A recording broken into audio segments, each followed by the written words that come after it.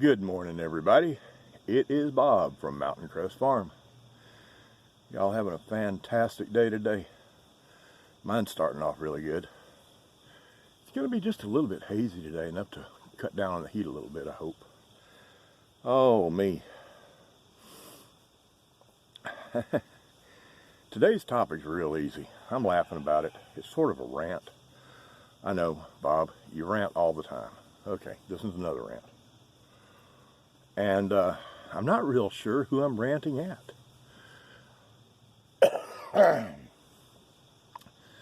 This is either the government in the person of the National Weather Service, or the media, or actually it's probably at both.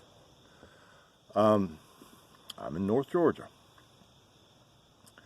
North Georgia is right above Florida. But even if you're in other parts of the country, depending on what TV channels you watch, so y'all know I'm a political junkie, so I stay on one of the news channels that covers politics a lot. I'm not going to say which channel, but any of them. For the last, 4-5 days, you wouldn't think there had been anything that happened in the world except for the hurricane. My God, first it was going to be a bad hurricane, then it was going to be a terrible hurricane, then it was going to be the hurricane of the century. They've had mandatory evacuations in place in parts of Florida for 2 or 3 days now. Hurricane finally hit the Bahamas yesterday, and yes, it was a bad hurricane. Cat 5, 100 and I think the highest sustained winds they got recorded were 155 miles an hour. They claimed to have had gusts to 220, 230 miles an hour. I haven't heard that out of the National Weather Service. I've heard that out of the news. Now, why is this a rant? This is a rant because this happens all the time. Weather events get blown totally out of proportion by the news media. And I think it's a function of the 24-hour news cycle. After all these 24-hour news networks, Fox News Network, CNN, MSNBC, they all have 24 hours to fill. Weekends are kind of easy on them because they don't have their prime people on the weekends. They don't have those prime shows to fill. And they can just stick whoever, Joe Blow, that first time he ever got in front of a camera was the day before yesterday. They can put them on saying anything and it just fills space. But during the week it's supposed to be news channels. And along with the opinion that's stuck in there. But they've got 24 hours a day, 7 days a week to fill. And as a result of that, they overblow everything. I have never seen so much hyperbole in all my life as on weather events. Now, I'm not going to just point my finger at the national news networks, okay? Locally, here in North Georgia, when 2 snowflakes are forecast, all of a sudden it's Snowmageddon. There's about 25 miles from here, there's a mountain. They call it a mountain here in Georgia. It's really a hill. Mountains are out in the Rockies. There's a mountain called Fort Mountain here. It's, I'm going to say 100 miles northeast of Atlanta. And every time there's any snow forecast, the Atlanta TV stations send a news truck and a reporter and a producer to the top of Fort Mountain. Fort Mountain is 2,800 feet high. I think it's 2,800 feet. And the towns on either side of it at the foot of the mountain, Chatsworth, where my wife's from, is at 750 feet. And Ellijay, which is about 13 miles from me. LJ is at 1,500 feet. So Fort Mountain is high compared to those, and compared to Atlanta, because it's a downhill run all the way to Atlanta. It's not the highest point in Georgia. There is one spot in Georgia that's over 5,000 feet. But the one spot in Georgia that's over 5,000 feet is somewhat south and east of Fort Mountain, so it doesn't get the snow forecast. So every time two snowflakes are forecast to fall in the state of Georgia, all those Atlanta TV stations send their trucks to Fort Mountain, Georgia. I have seen so many snowstorms on Fort Mountain, Georgia. Now, when I say snowstorm, that's a relative term. Snowstorm for Georgia, people in New York, like Mary Grace, y'all would laugh at it. But I've seen so many snowstorms broadcast from the top of Fort Mountain, it's not even funny. Thing of it is, that's the only place it'd be snowing. You get down to either one of those towns, LJ or Chatsworth, at the foot of the mountain on either side, it's not snowing down there. It's snowing up on the top of the mountain because of the elevation change. And it's time to go to Walmart and get all the bread and milk. 2 lousy snowflakes are forecast. And the news stations in Atlanta go nuts. And the national networks do the same thing on a national level with hurricanes. And in Tornado Alley, when it's tornado season, I'll submit they're going to kill people that way. How's that? Well, you know, when you forecast that something's going to be terrible, bad storm, it's going to wipe out the coastline, and people within 10 miles of the coast are going to die, and they need to evacuate, so they do. And then nothing happens.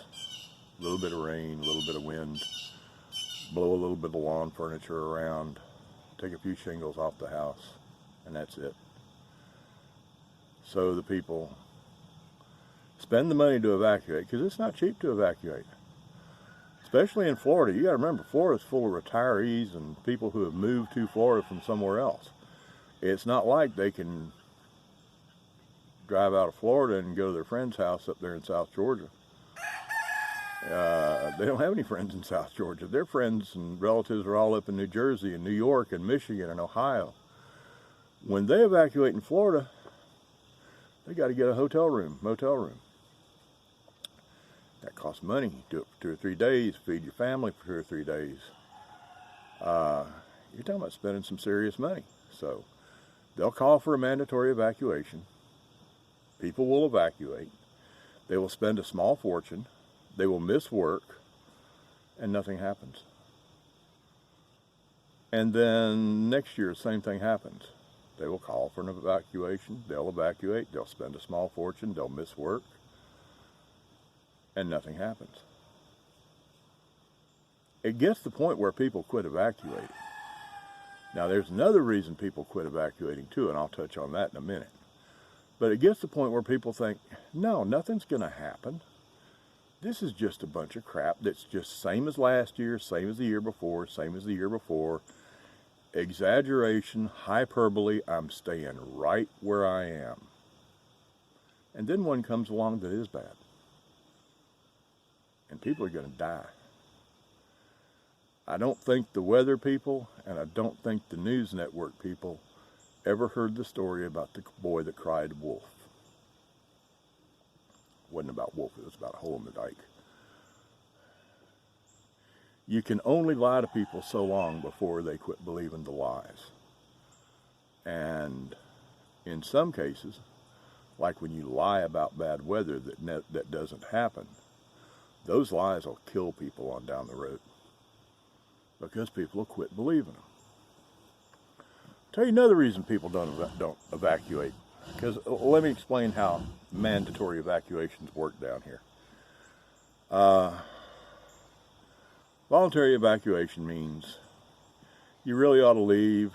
Weather's going to be bad, and if you don't leave, you know, if things get worse, you know, you can always call 911. call the fire department, call the police department for help. That's how voluntary evacuation works. Once the governor of a state has declared a mandatory evacuation, which the governor of Georgia did this morning, and there's no bad weather, okay? Nowhere near Georgia. The bad weather is all down there around West Palm Beach, and it's moving at 1 mile an hour. It's 350 miles from Georgia. Now it's going to speed up, I know. But anyway, once the governor calls, and this is true in Florida too, once the governor calls a mandatory evacuation, no, they can't force you out. They won't come, put a gun in your back and tell you got to get out. But once the mandatory evacuation's been called, you're on your own. Pick up the phone, call 911. No, we told you to get out yesterday and you didn't do it. We're not going to put our people at risk to come save you when you wouldn't leave when you were told to. That's how a mandatory evacuation works. So there's a lot of people that stay. And besides the boy that cried wolf scenario that keeps people in their homes because they don't believe the weather report because it's been wrong so many times and hyperbole has been used so much. Besides that, there's another reason people won't leave in a mandatory evacuation. Governor will call a mandatory evacuation and people will leave. And then when it's all over, even if it's bad, they'll try to go home. No, there'll be police lines supposedly to keep out, looters and things like that, but they won't let anybody back in until the government decides it's okay to come back in. You can't go back to your house. Now those looters aren't walking up to the police lines. Those looters, they're going around behind the police lines and they're getting in, just like gun laws. The crooks don't obey the gun laws. Well, same thing here. The crooks don't obey the police lines. They sneak in the night, and your house gets looted. While the cops were stopping you, a law-abiding citizen, from driving to your house to protect it. I wouldn't evacuate. I'll tell you what, I'll run from a fire. If I lived in California, number one, I'm not that stupid. I wouldn't live in California. But if I lived in California and there was a wildfire and they told me I needed to get out, I wouldn't still be there for them to tell me to get out. I'd have left a long time ago. I've been burnt bad. I had to be life flighted to a burn center from getting burnt bad once. It ain't gonna happen again if I can help it. I'll run from a fire. But hurricanes, I wouldn't leave. I wouldn't leave because I wouldn't believe them. And I wouldn't believe because I know the chances of me getting back in, if it is bad, to protect my own property, would be slim. I'd be allowed back in after looters and crooks had been in and stripped everything in there. Oh, so that's about my rant for the day. Oh, if y'all like this video, give me a thumbs up. If you don't like it, give me a thumbs down. And please, if you're going to give me a thumbs down, I got several thumbs downs on my live stream Sunday, but nobody said why. If you're going to give me a thumbs down, tell me why. What did I do wrong? I want to improve these. So, thumbs up or thumbs down.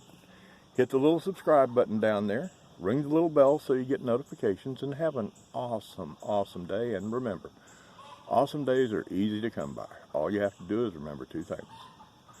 Number one, the tomb was empty. And number two, he is alive. Now y'all go have a fantastic day. I sure am.